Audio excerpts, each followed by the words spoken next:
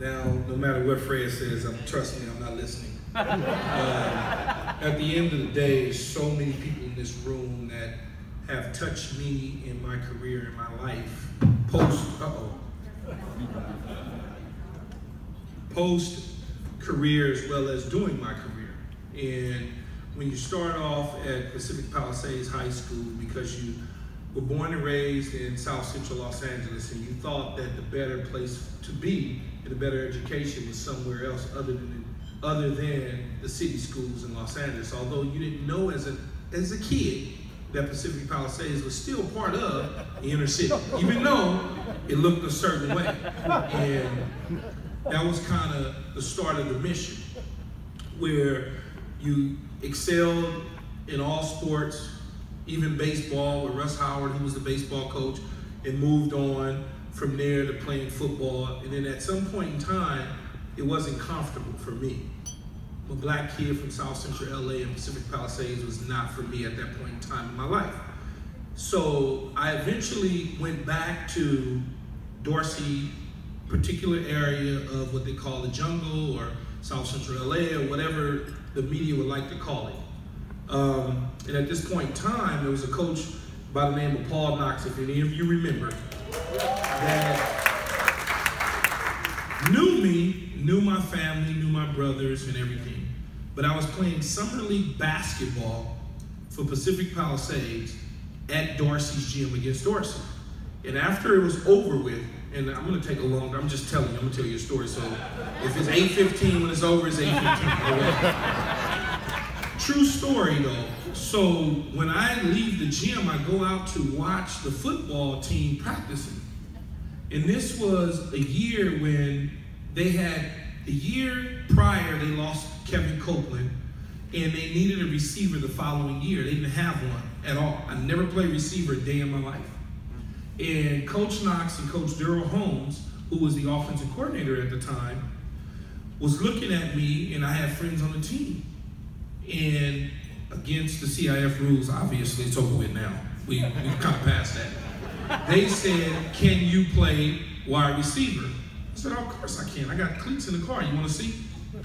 And this, I was still going to Pacific Palisades at the time. And Coach Knox said to me, and Coach Holmes said, get your cleats. I went out and I put my cleats on out the back of my car. True story. This is like unbelievable. It's like a movie type situation. I put my cleats on. I ran one route. I think it was like a curl. It was like HBO or something, he said, was the route or something. I ran the one route. They turned to me and said, if you come here, you will start day one, period. I said, oh, okay.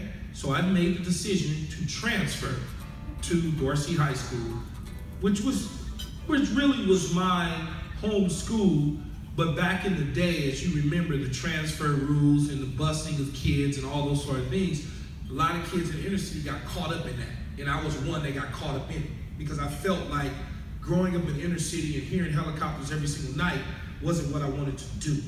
But after I got out to the riches, I figured that wasn't for me.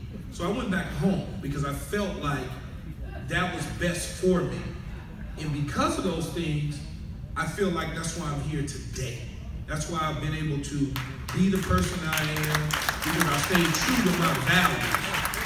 And along the way, as I think about it in my life, my career, all the things that I've touched, all the great people, you don't even understand. This dude, Fred Rogan, interviewed me at 9 years old. 9 years old, he interviewed me on the campus at USC. I mean, it was, I know I'm dating you, but still. When I did it, I was 12. But he interviewed me at 9 years old. So that just goes to show you all of these different faces and familiar faces that I see in this room over the years.